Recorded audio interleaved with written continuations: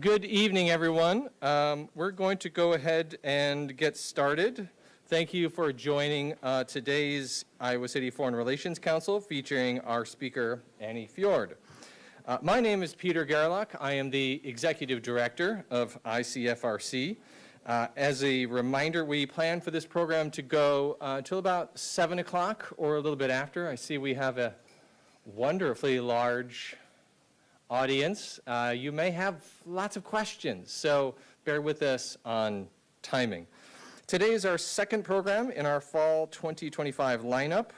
We are deeply grateful for the long-standing support of our community. Your help has allowed our organization to grow for 42 years now, hosting speaker programs with experts joining us in person like today and online from across the world. As a small nonprofit, we exist because of the generosity of individuals like you.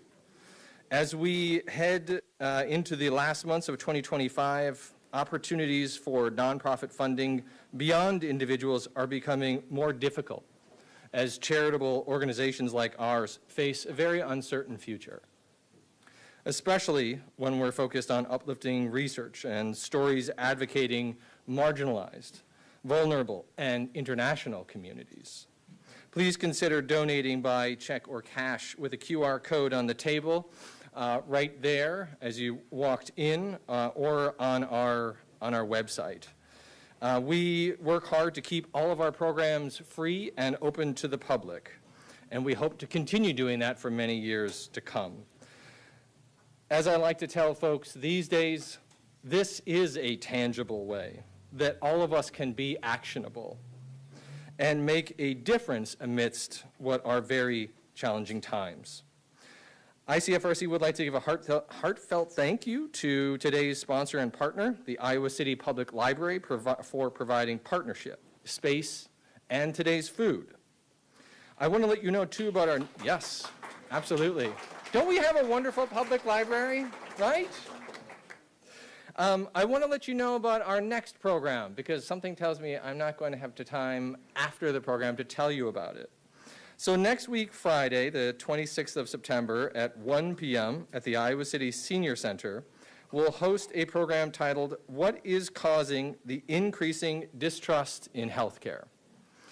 Join us to explore how, over time, certain medical systems, often shaped by colonial and academic traditions as well as political movements, have intentionally and unintentionally overlooked the wisdom of community elders, healers, and cultural practices and the related impacts to health access and relationship dynamics. These realities have at times created distance between communities and healthcare institutions. Drawing from the experiences of the Caribbean and Iowa, we will reflect on the rich legacy of healing traditions such as bush medicine, community-based interventions, and spiritual care in the Caribbean and Iowa, and folk, herbal, and healing practices and structures. These traditions carry generations of knowledge that have supported wellness and resilience in communities and may even provide healthcare remedies amidst today's political division and medical misinformation. Next week's program is the first in our new fall 2025 four-part series, which we are calling Big Questions Confronting 2025. There are posters on your tables and on our website where you can find more information about each one of these programs, including the descriptions, dates, times, and locations. The titles, just to quickly introduce them, I already mentioned what is causing the increasing distrust in healthcare. We'll also have one called, Is the USA a Nation of Immigrants or a Deportation Nation? Our third in the series, What are the costs of widespread economic inequality? And finally, in mid-November, How does too much presidential power endanger democracy? I hope you will join us for each one of these incredibly important and timely conversations. You can check out our website for more information about all our programs, including those in the series I just described. With that, I would like to introduce our speaker for today. Anni Fjord is a Danish nurse and health visitor with more than 45 years of work experience in Denmark and in developing countries affected by war and other disasters.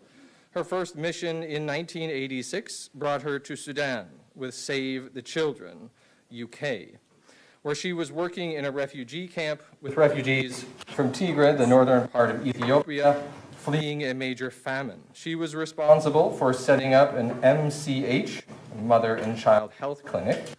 Her second mission was with SCF, was in Somalia, also dealing with famine.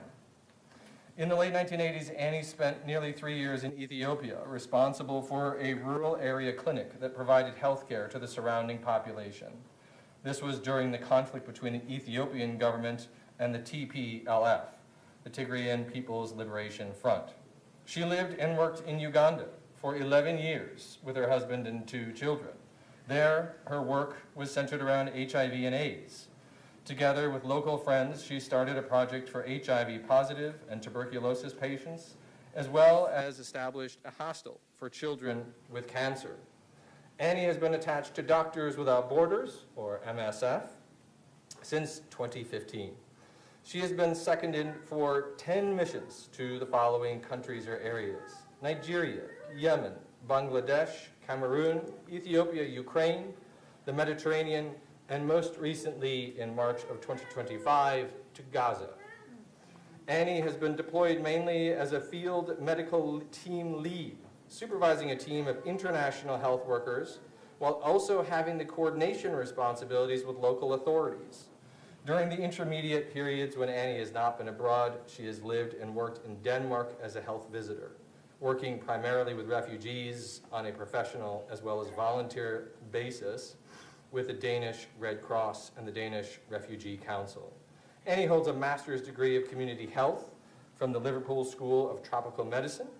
In 2019, quite a thing, she received the Florence Nightingale Award from the International Committee of the Red Cross for her,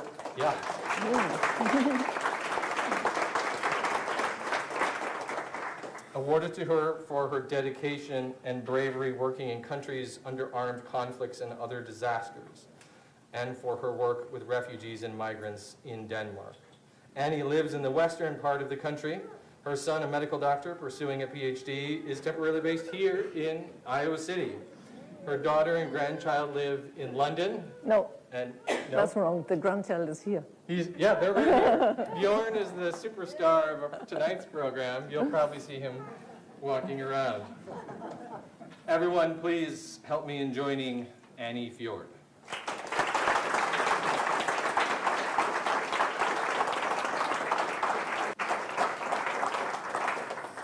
Whoa, what an introduction. Thank you very much.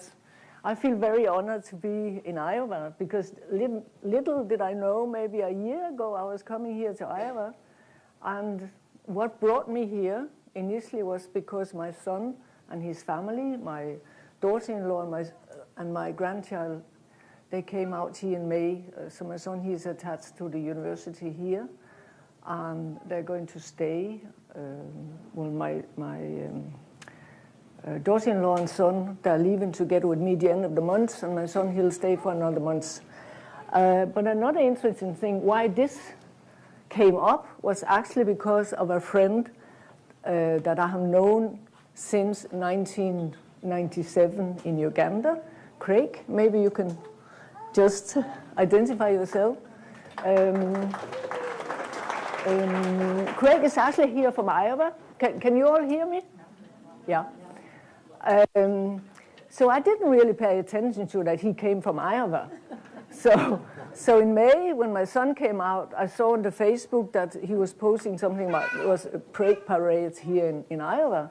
So of course I sent him a message saying, "But Craig, are you here in Iowa?" "Yeah, I live in Iowa." So when he heard I was coming, he said, "Oh, you know, I have some friends at Peter and Sunday, so maybe you can do a presentation here at the library." I say, "Well, yeah, okay." So that's how it came about, and I've never. This is my fourth time to America. I was here the first time in 1984, and then the last time before this time it was in 2005. I was in New York because I worked for an Irish NGO called Concern Worldwide when I was based in Uganda. So we had like a regional meeting here. So I was about to back out of this presentation because I couldn't get my visa. It took a time before I got my visa. So I wrote to Peter saying, maybe I cannot come. And he said, oh, let's just wait, you know. I was flying in on the 6th, and now it's the 17th today. So I managed to get my visa 2 days before I was leaving Denmark. And now I have a visa for 10 years. I might come back again. Who knows? Yeah. What I'll do is, I mean, as you can hear, I've done a lot of things here in life, but I don't have a lot of time to tell about that. So I'll mainly concentrate on my work with MSF, which I started in 2015. But just in the beginning, I'll just tell you a bit about how I came to where and what I am today, just very briefly. And if there's something you don't understand, and there'll be time for questions at the very beginning, but please raise your hand if I'm saying something completely nonsense, because Danish is my first language, it's not English. Yeah, I'm always debating with myself which one shall I put on the front, number one, because we're also going to talk about something sad, but in general, you can say life is also very interesting, and there's a lot of positive things going on also in the third world countries. So this picture I took in 2015 during my first mission to Nigeria. And I love it. I love this picture. I think it's just full of life. And I'll come back to that picture later on. Yeah, this is just so you can get a feeling of where Denmark is. And it's also because it's called From Sudan to Gaza, my presentation. So Denmark is a very small country. I think Iowa is probably 3.5 times larger than Denmark is. But it depends if you also involve Greenland, because I'm sure many of you, you know by now that Greenland belongs to Denmark and not to America. It's the world's biggest island. And then we have stories hidden behind. We also have the Faroe Islands. And together, the two of them, I mean, the population is very small, 60,000 here, and Faroe Islands, like 50,000. And then we have Gaza down here, and we'll come to that. The Gaza Strip is a very, very, very small. It's about 15 miles, I think, from north to south. And then we have Sudan, which, where is it here? And I'll also come to that where I worked there, and Peter mentioned that was my first mission.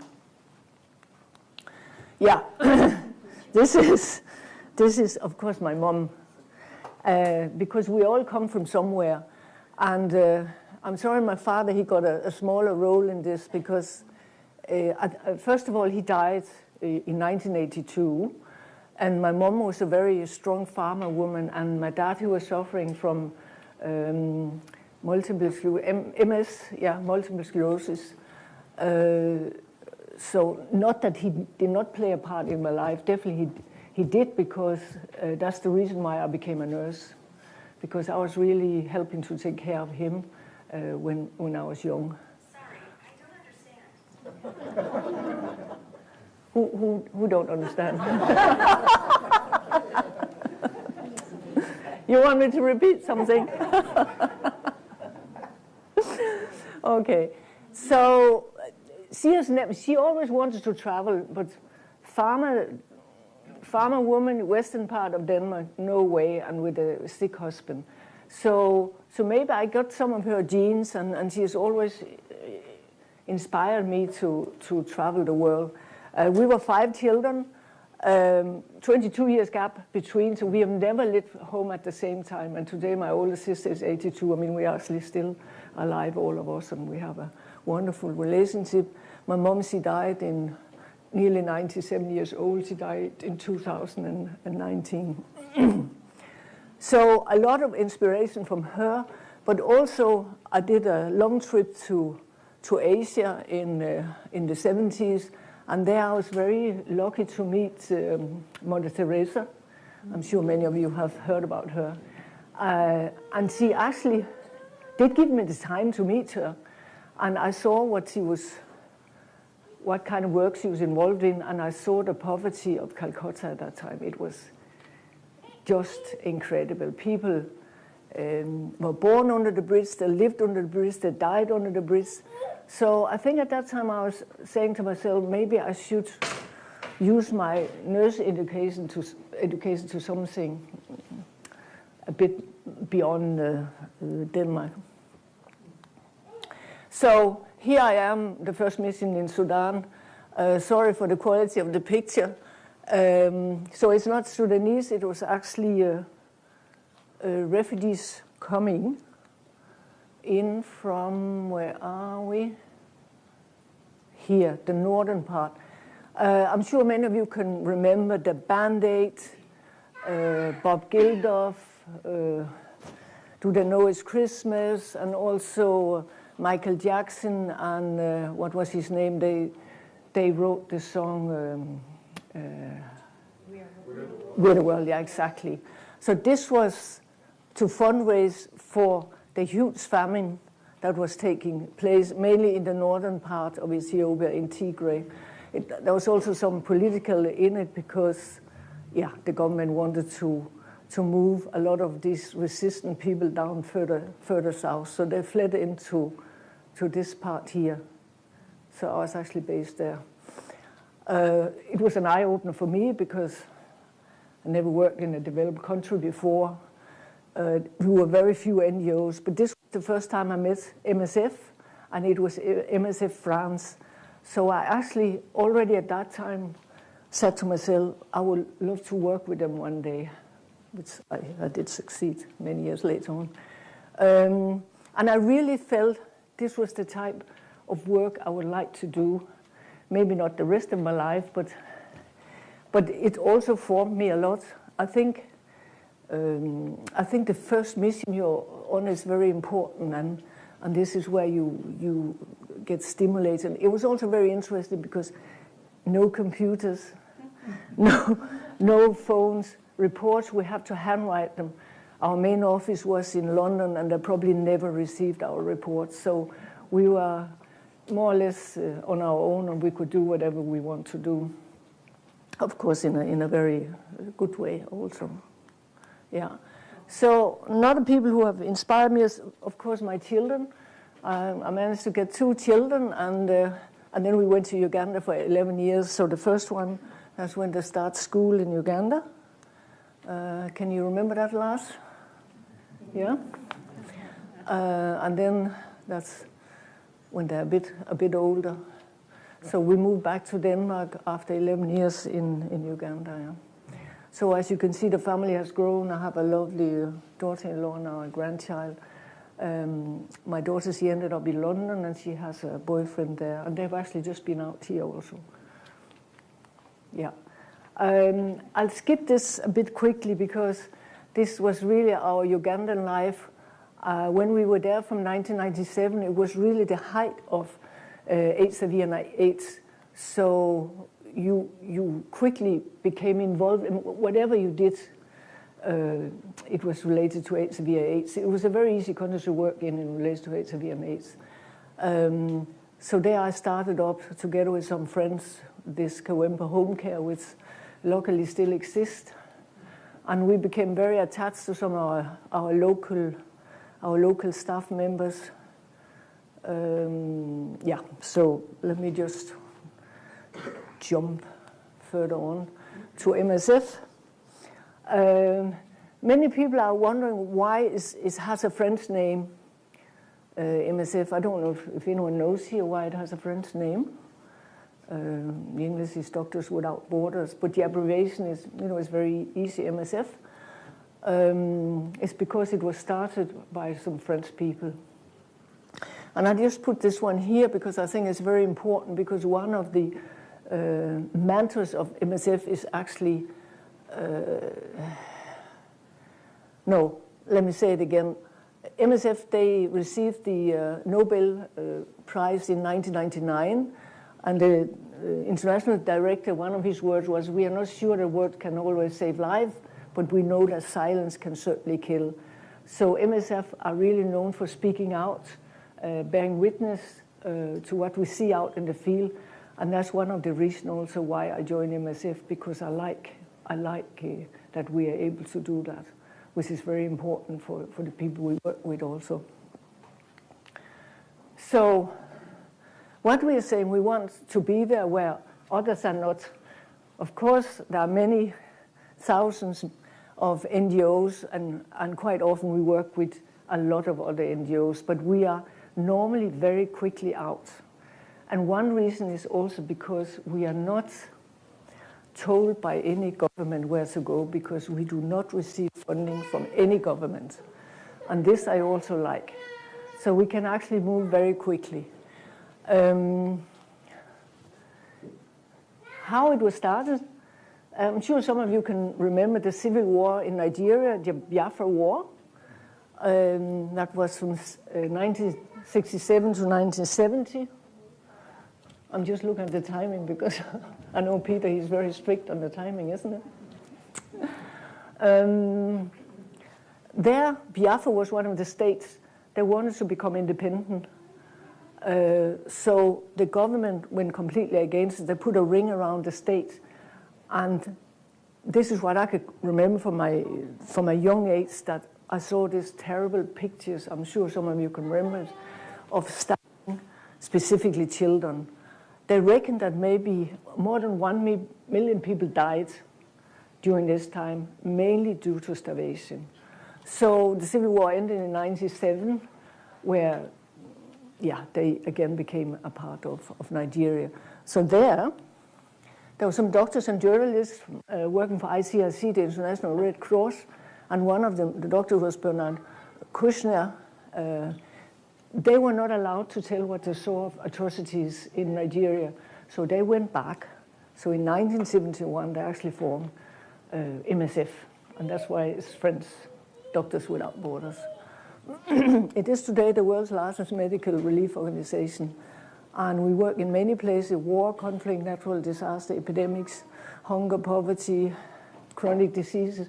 We also do a lot of research, and we fight for better access to vital medicine.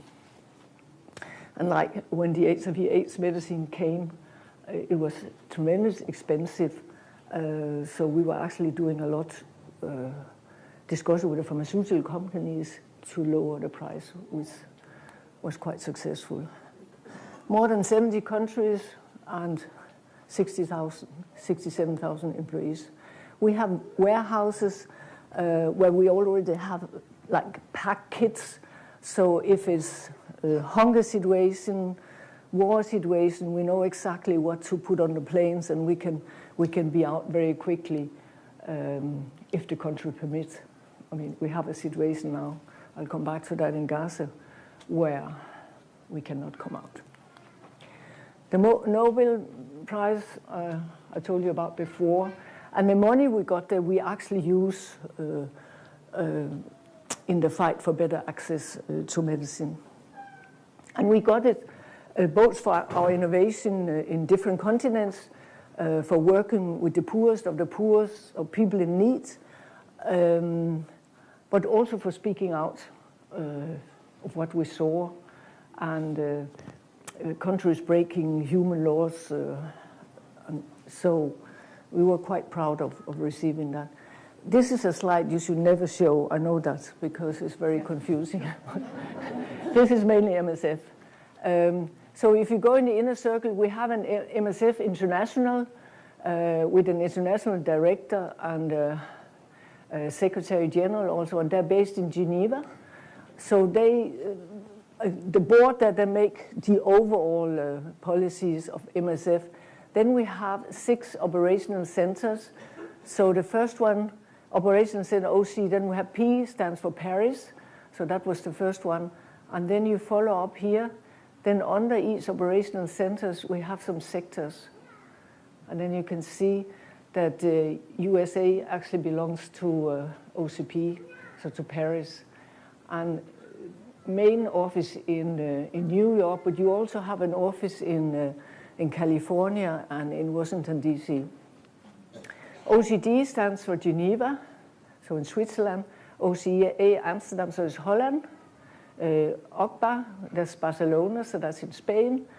And then OCB, Brussels. So you'll see here, this is our biggest operational center where Denmark belongs to OCB. Then we have a quite new one, which is the West and Central Africa also. So you can say, what are all the sectors doing? All the sectors, they're mainly supporting, because this is where all the operation is going on. So they're supporting with staff members, they're doing interviews for new staff, they're doing fundraising, they're doing advocacy, communication. So it doesn't mean like I'm actually attached to OCB, but I've actually never been working for OCB. So it doesn't mean that I have to go through them, because when you send in your CV, you go through all the interviews and things like that. Then they try and match you with a position. So it just happened, I went out with OCA, Amsterdam the first time, but rest of the times I've actually been with Spain. So then you quickly get to know the Spain office also, and then you somehow bypass your own office in Denmark, which of course they don't like, but that happens sometimes. So this is just to give you a very brief overview. Of course, we have some principles and values, as everyone else has. Independent, as I told you before, we basically receive funding for private donations and small private organizations. Impartial, very important. Neutral, can be difficult sometimes. Medical ethics. Proximity, we want to be out there where it's all happening. Bearing witness and advocacy is really a very key.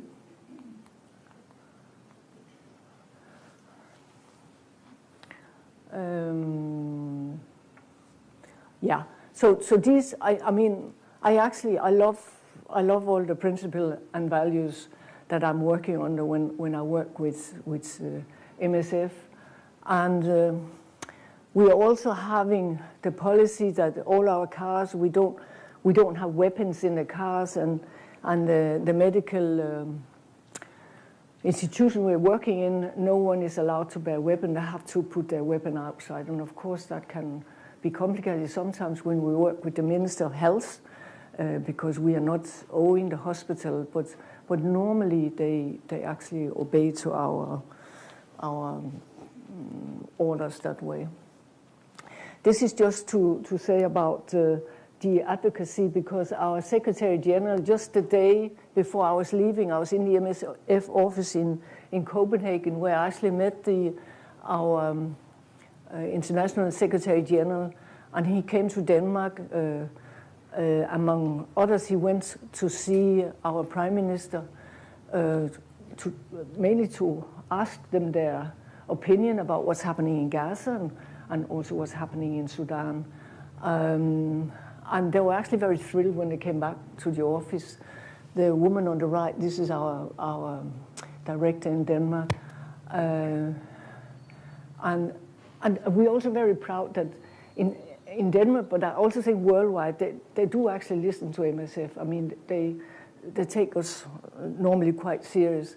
And also he went to the UN Security Council in the beginning of this year, invited by Denmark again to talk about Sudan. So we quite often have people in the UN Security Council.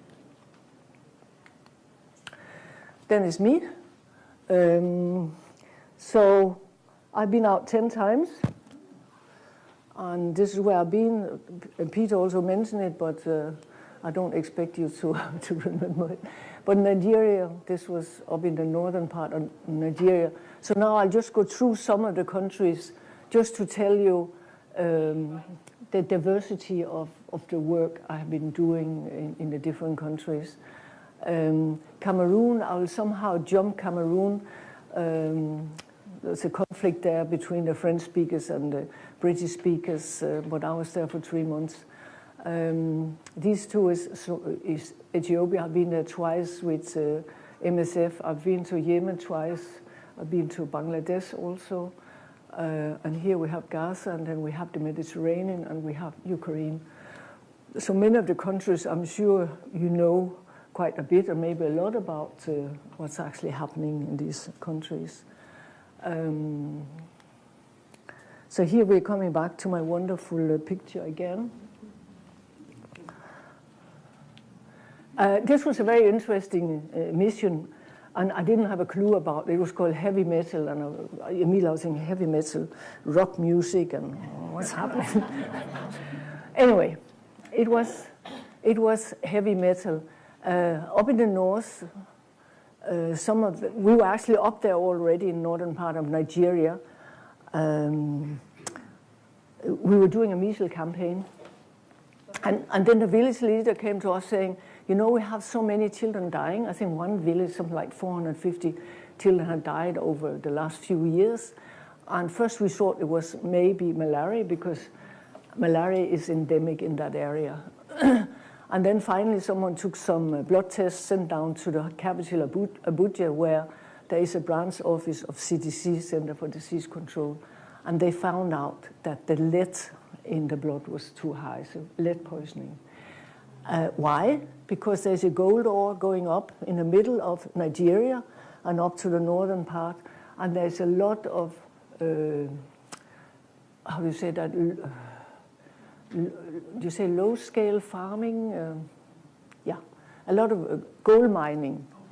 Yeah, but not that they go deep down. The gold was actually very superficial, so maybe they only have to dig about 2 meters. So they took it home to their compounds, pounded, like they would pound the maize for flour. So the dust, that also inhale lead. And the kids crawling around, of course the adults will also get it, but mainly the kids crawling around, maybe eating a bit of the soil.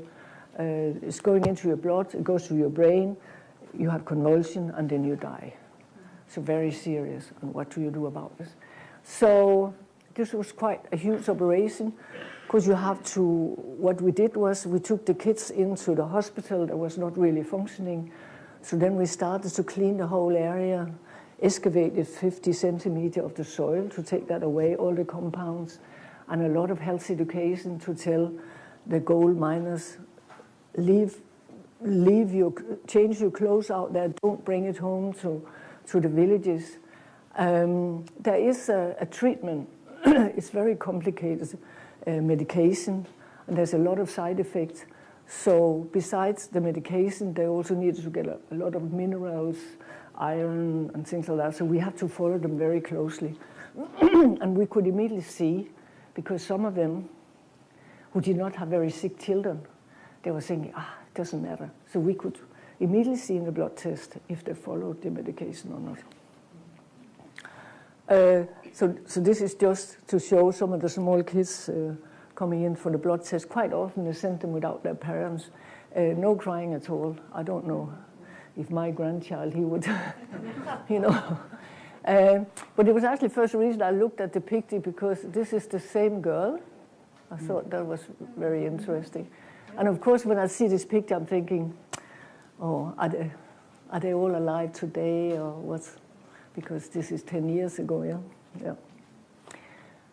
But it was a very interesting project. Besides that, there was a lot of malnutrition also, a lot related to the malaria, because when you become very sick, then you stop eating, and then the parents didn't do anything about this, so they came in very skinny. I mean, we had 1 year old who weighed something like 3 to 4 kilograms, and we had many deaths in our hospital also, that's for sure. So this is one of the models who came in, and you can see a swollen stomach is normally a sign of malnutrition. You can see the arms also, and this is 3 weeks later on. She was pregnant at the same time, so she just went over to deliver a child. And here she's going home on a motorbike. The newborn is actually behind here. Not smiling, but she's smiling here because now the child is better. And she's eating something called plumpy nut. I don't know if you heard about this. It's a revolution in relation to treating nutrition, because before we had to cook and boil porridge. Also the Frenchmen, they invented based on this chocolate thing. Lars, what is it called? What I like? Nutella, yeah, exactly. They were sitting looking at Nutella saying, we must be able to find something very dense in calorie who do not need any heating. So they found it. Plumpy nut is based on peanuts and a lot of vitamin and minerals in it. It has saved a lot of life. And specifically in rural areas, once they can eat it, you can send them home and they can come back maybe after 1 week or 2 weeks, because some of them were semi-nomadic. So we sent them off maybe 3 weeks supply, and then they came back again. Wonderful, wonderful. Yeah, that was it. Then Bangladesh, Cox's Bazar. I don't know if you realize that one of the world's biggest refugee camps is actually in Bangladesh. It's the Rohingyas coming in from Myanmar. So a big influence came in 2017. But before that, there was something like more than 200,000 living there already. So a huge area with a lot of refugees. And they are right on the tip of Bangladesh is here, and very near the border of Myanmar also. In all the countries I mentioned here, MSF, they've been working there before this crisis also. Again, a very interesting program where we set up a hospital and we also open up a delivery ward. And deliberately we put it outside the camp, because this is something we have learned over the years, that if refugees are coming in, they should not have better access to healthcare than the host population, because if they have that, it will create a lot of problems. So we had it just in the outskirts, so the local population also could come. There were very few that came in the beginning, but this was one of our first. But she actually ended up having a cesarean section, because you can see her size. Her pelvis was definitely too narrow to deliver. So this is me the first day overlooking some of the camps. The camp is still there, and it's very sad. It's very sad. There's not a huge solution to that crisis, because no one wants the Rohingyas. Bangladeshi people say they don't belong here. Myanmar say they don't belong to us. Yeah, some fun we also have, and I was actually there during the rice harvesting, was very interesting.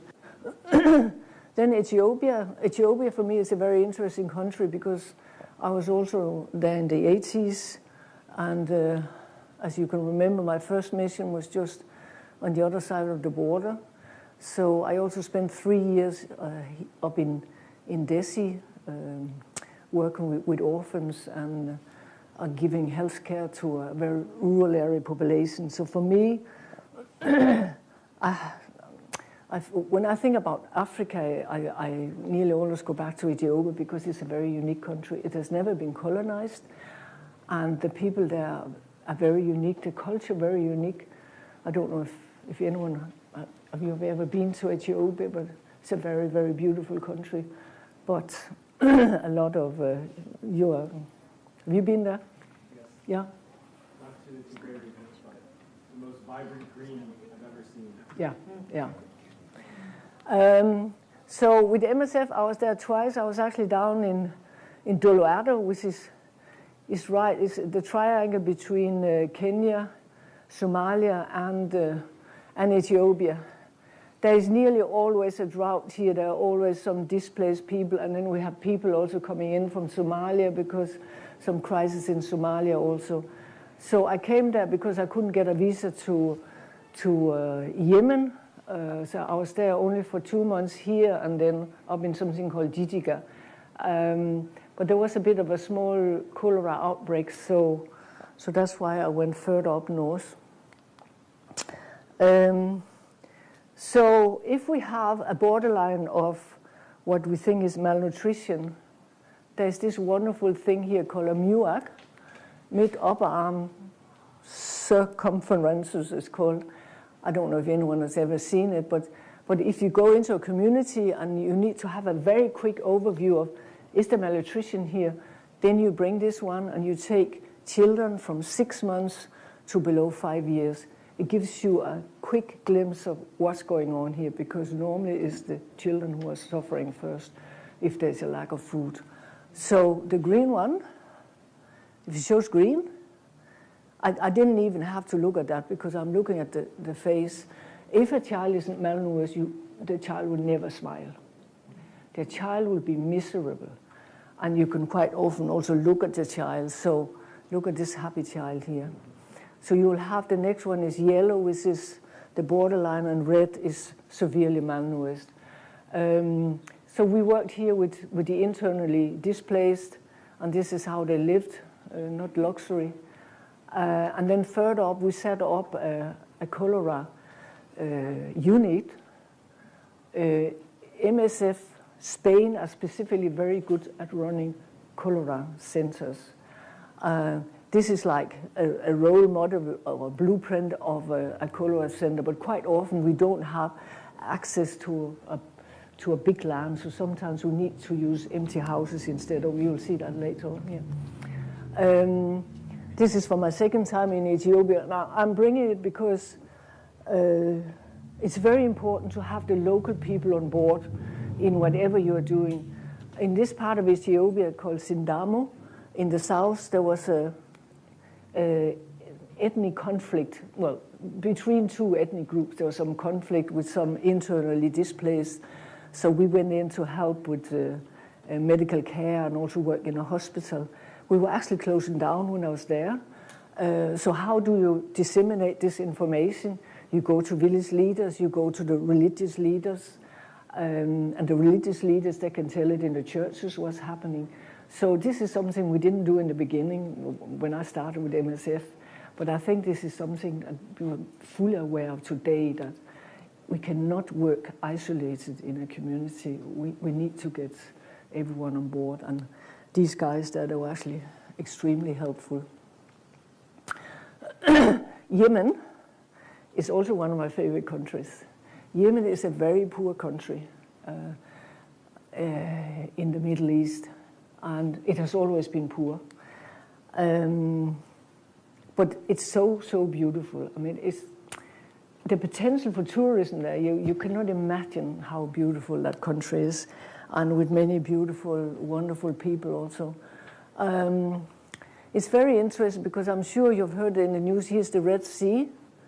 So, you know, goods are coming up here, and before it was the Somalis attacking the ships going up to the Suez Channel here, and now it has been the Houthis. The Houthis are from this area here, and what happened was in 2014, they took over the capital, Sana'a, and now they're actually ruling a quite big part of the country. And what you also will see here in relation to refugees is the gap here is very narrow. So refugees coming from the Horn of Africa, they will cross the sea here, which is actually quite dangerous. So many people are drowning, but they will do it because they come in here. Very few will stay on here, but then they'll go up via Saudi Arabia and then go that way up to Europe. And also many ends up in Saudi Arabia finding some work there. So they do it out of desperation to get a job.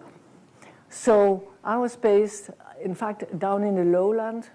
Hudaydah, you might have heard about Hudaydah. It has been bombed many times here recently. Sana'a has also been bombed by the Israelis. The Americans, they have stopped bombing in here right now. So it's somewhere here, not so far from the Red Sea.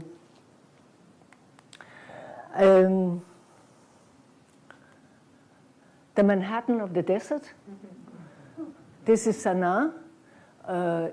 It's on the World Heritage List because it's really mud houses in different stores. I mean, it's very unique. Architecture is very, very unique. And luckily, not many of the houses in the center of Sanaa has been bombed.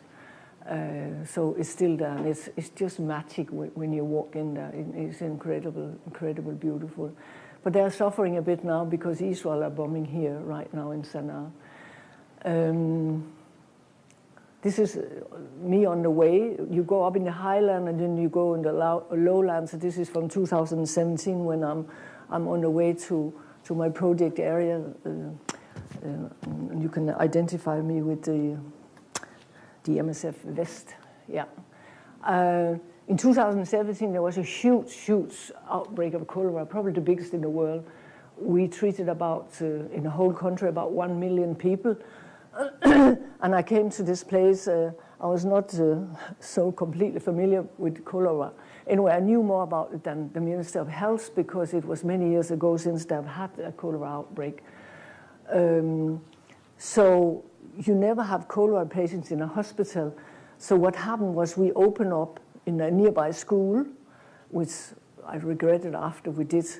But it was the school holiday, and the director of the school, he gave us permission to open up. So we used whatever space we could find. And if you look, these are the typical cholera beds, because symptoms of cholera is watery diarrhea. It's just pouring out. We call it rice water that's coming out. It's very easy to treat. It's just fluid. Fluid. If they can take it this way, they do it. If not, it's IV fluid. At one point, we were nearly running out of IV fluid because it was difficult to get it in through the port. And also, we gave them what's called ORS, the oral rehydration salt. And we have to make it with water, salt, and sugar because we were running out of these small sachets also. She came in. I thought she was going to die, or at least the father thought she was going to die. He came running in and said in Arabic, "My child is dying." After 2 hours of IV fluid, she was awake and she was discharged the following day. So it's nice to treat cholera patients if it's only cholera. Here you have to bear in mind it was in a very poor area and there were many internally displaced, and this was the only hospital and MSF that started to support them in 2014. Rural area hospital, 30 beds. And when I came back in 2021, we had something like 300 beds. So people were just floating in from the surrounding areas. So they came from far away, and our rules were only one caregiver per patient, but we could not fulfill that because sometimes we had a whole family coming. They'd been working for 2 days. They didn't have food. They didn't have nowhere to stay. And you could not deny them access, that's for sure. And we gave, food was free, and it's always free where we are working. Oof. Yeah, this is just to tell the compound we're working in.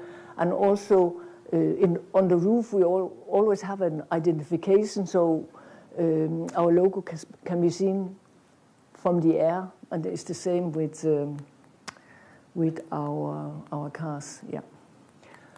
These were the guys I was working with. And there was also to tell how important it is capacity building. These are some midwives that were learning how to scan pregnant women. I think I have to skip Ukraine because I really would like to come to Gaza. I've also been working in the Mediterranean, saving refugees there. And that was also quite a shocking experience. 30,000 people have drowned in the Mediterranean for the last 10 years. So our boats, MSF boats, we were put into detention. And this is when we made this campaign saying saving life is not a crime. Gaza. So the distance in Gaza is about 15 miles, and here is 3.5 to 5 miles the width. So it's a very small area with a lot of people living. I was there very short, in fact, less than 4 weeks. And I was there when the ceasefire broke, which was really a very dramatic night, the night between the 17th and the 18th. There's been a ceasefire for two months when I was there, so you could see people starting to walk back. There were many living in tents around where we had our guest house, and then they started to go up north to Gaza City, and many of them, they found their houses were already been bombed. So that night, suddenly there were bombing from all over, from the warships in the sea. We were very near the sea, 200 meters away from the Mediterranean.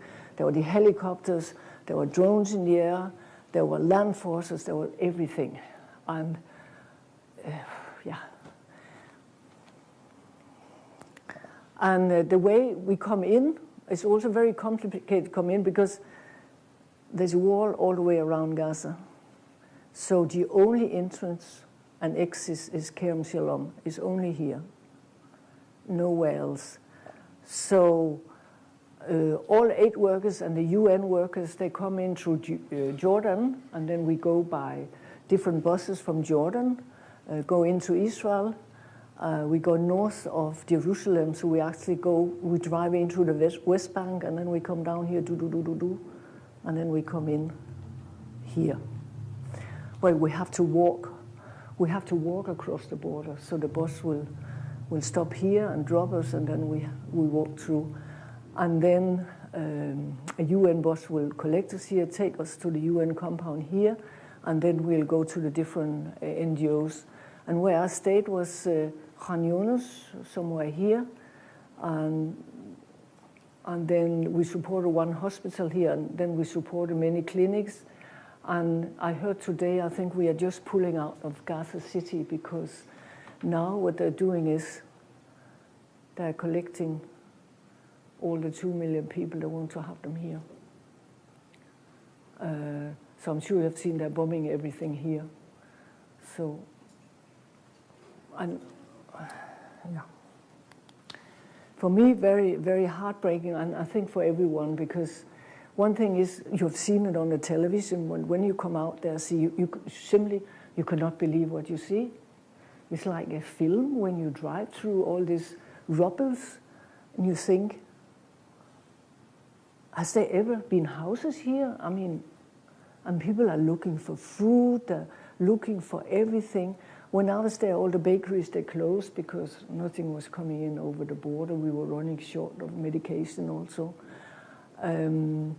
So this I took in March, looking out of the window from where we are staying. And it's not taken from the same angle, but this is one of my friends who took it just here in August. It's just to show how, this is just after the ceasefire broke, so people are then again, they've started to move to see where can I put my tent, and this is how it looks like today. So very, very, very severe. And I don't know what to say about it, and I don't know what kind of hope we have, but and yesterday we had number 13 of our local staff killed. 13. Say that again. Yesterday, the 13th of our staff, our local staff, we have about 1,000 local staff, because we have 3 operation fractions of MSF working in Gaza.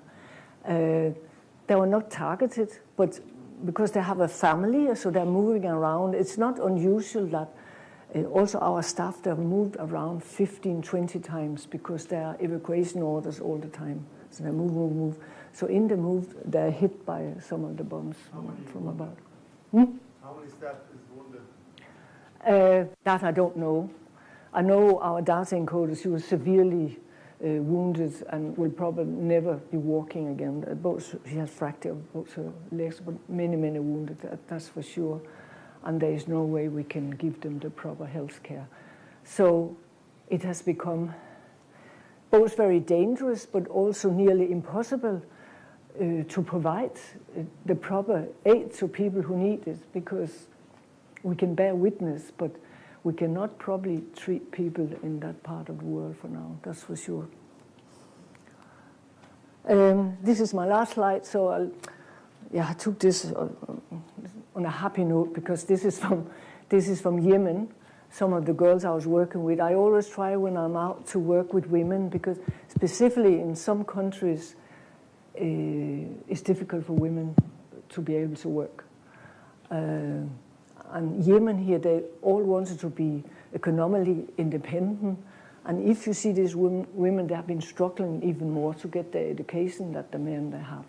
All of them, they've got permission from their parents and their husband to be able to work.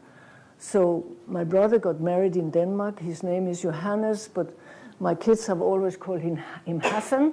He married Mariana, so it's actually two Muslim names also. So we are sending greetings to, it could be greetings to everyone here in this world, and to you also to have a happy day tomorrow.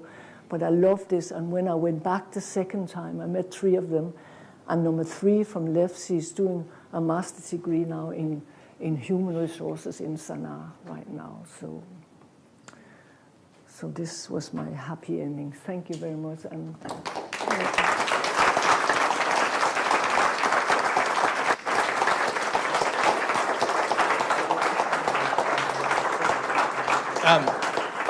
being cognizant of the time, it is 7 p.m., but I think you can understand now why Annie needed a little more time to talk about her incredible career. For those of you that want to stay for a little while longer, we'll engage in a short question and answer session. If you do have questions, though, just as a special note for today's program, we want you to keep your questions to medical service and the experience that that Annie just described. We won't be taking any questions about the politics of the countries or the regions in which she has served. Does anyone have a question that they would like to put towards Annie? Yes. We are recording, and so I do want us to use the microphone. Bring it to you.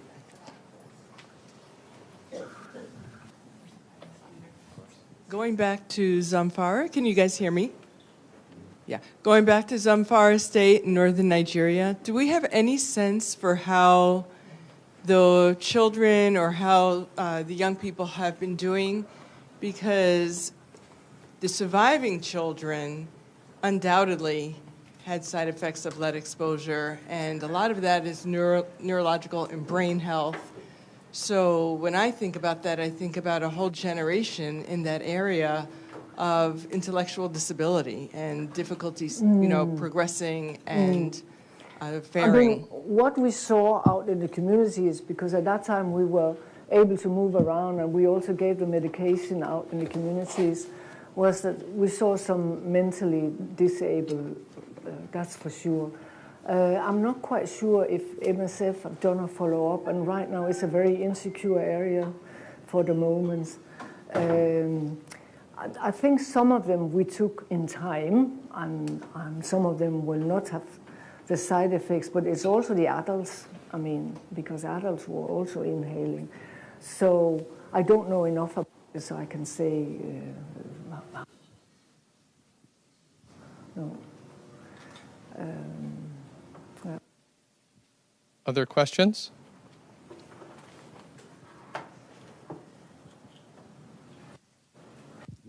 Question about Gaza, I guess.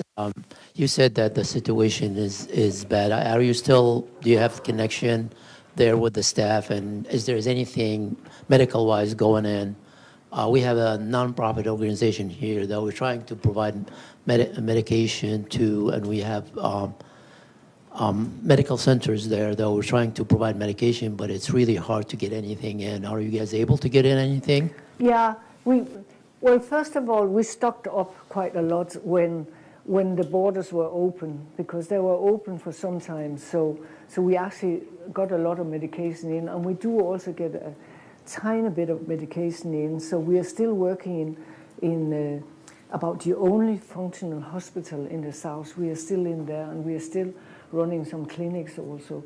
But our plan was really to open up heavily in Gaza City also, but we never managed to do that.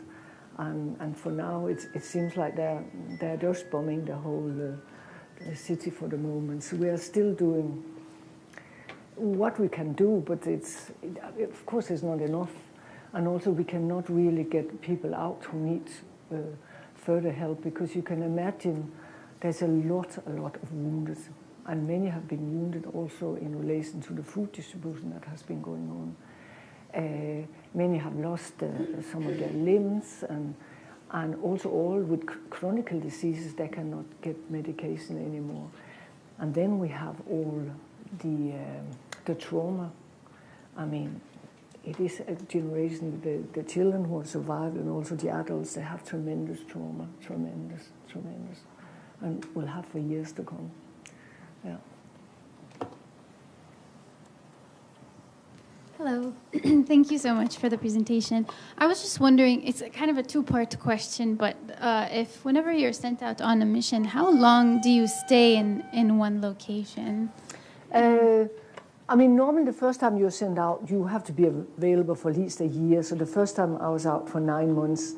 And then it depends. If it's an emergency mission, then we are only there for 3 months because it's simply too hard to stay longer.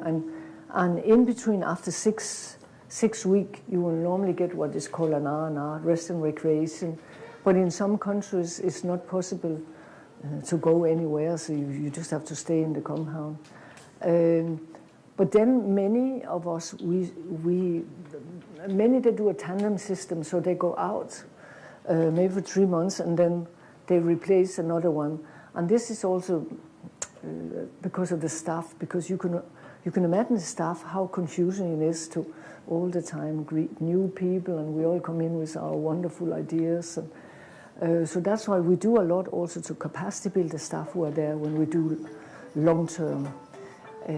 Because they're the ones to tell the newcomer that, no, this is the way we are doing it. Please stick to that. Yeah. And the second part was related. It's how do you care for yourself when you're in those situations? Like, for example, in Gaza, is the staff able to, do you have enough food for the staff in situations? Yeah, we did have quite okay with food.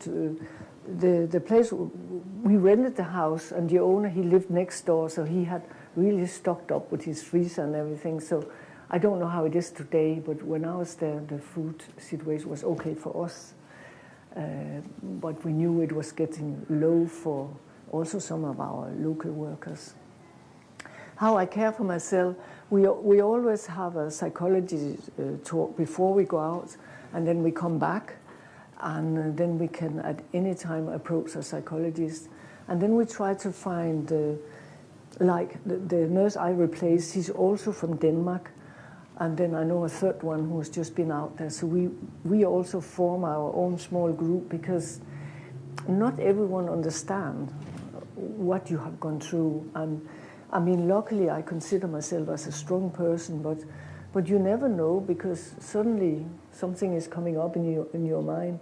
And then I also do a lot of presentation, and this is actually very healing also, to hear yourself saying, oh, did I really experience this? Yeah, so that's, I do a lot in Denmark also, so that also helps me a lot. And I do it for people who are interested also, because it's very rare. I've never had someone coming up to me saying, what a stupid idiot, you go out there, or something like that. So people who come for the presentation is people who are interested in the subject also. Yeah.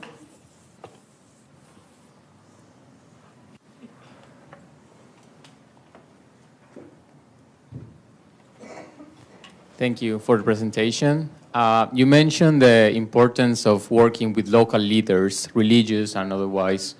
How do you manage as an organization to keep the projects going on when MSF has to leave? How do you maintain these strategies? When we leave, in fact, when we go into a project, you should already have a plan for the pulling out. We don't always have that, but that's the idea. Is it working? Yeah. For instance, in Yemen, and now we have been there for more than 10 years in this rural area hospital, and we really want to pull out of some of the sectors, but it's very, very difficult if there is no one to replace. So when it happened, and it do happen, then it's quite a long planning also. And we realize the standard will never be as high as we have had it. And it's also the issue of we provide free medical care, and many of the places will not be able to do that, that's for sure. So it can be a painful process, but of course we cannot stay forever. So people have to accept that the standard will be lower when we leave, yeah. Time for maybe one or two more questions. Anybody have a question for Anni?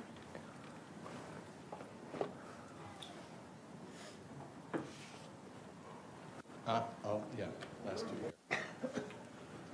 Yeah, I was just wondering, there's a lot of nonprofit organizations, and there's a World Health Organization, and I'm wondering, how is it that you can coordinate with all the different potential people who are trying to do similar things in the same area? It's very difficult,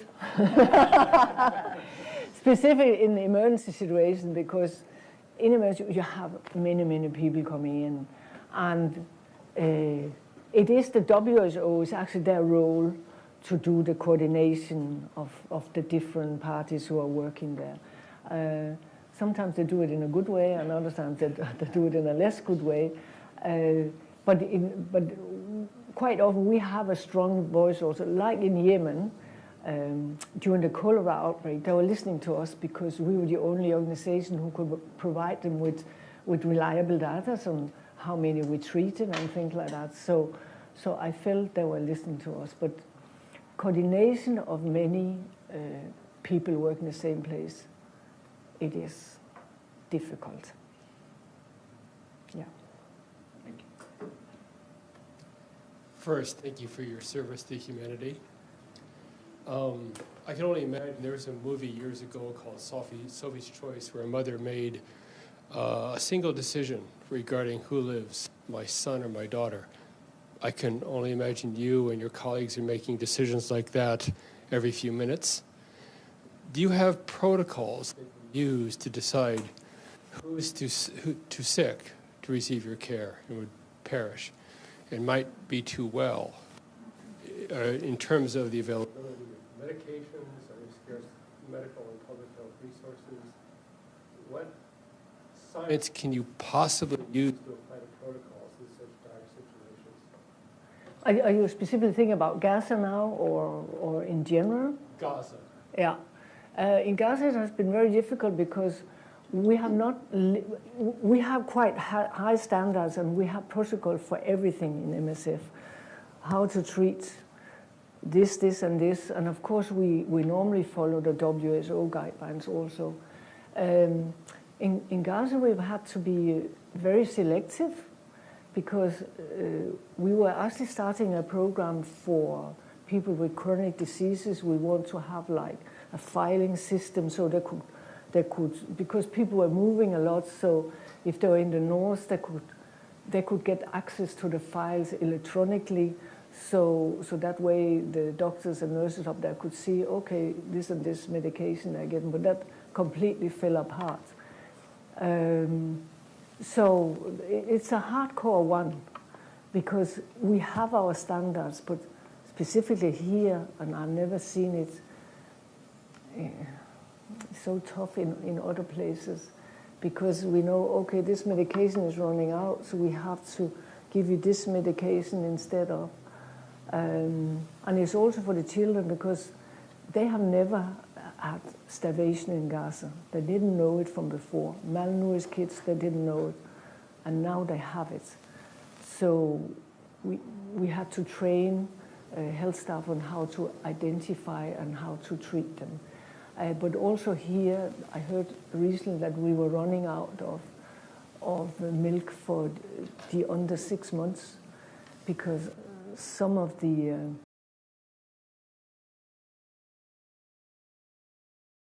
are some, you can call them also ethical issues that, but we do the best we can. That would be my answer. Yeah. Two final notes before I close. First, we sincerely hope that you will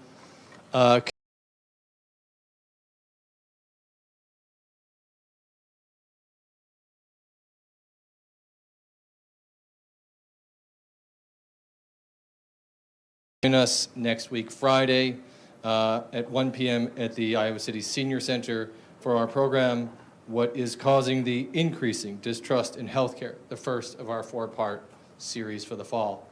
With that, folks, please join me in giving a big round of applause to our speaker, Anni Fjord.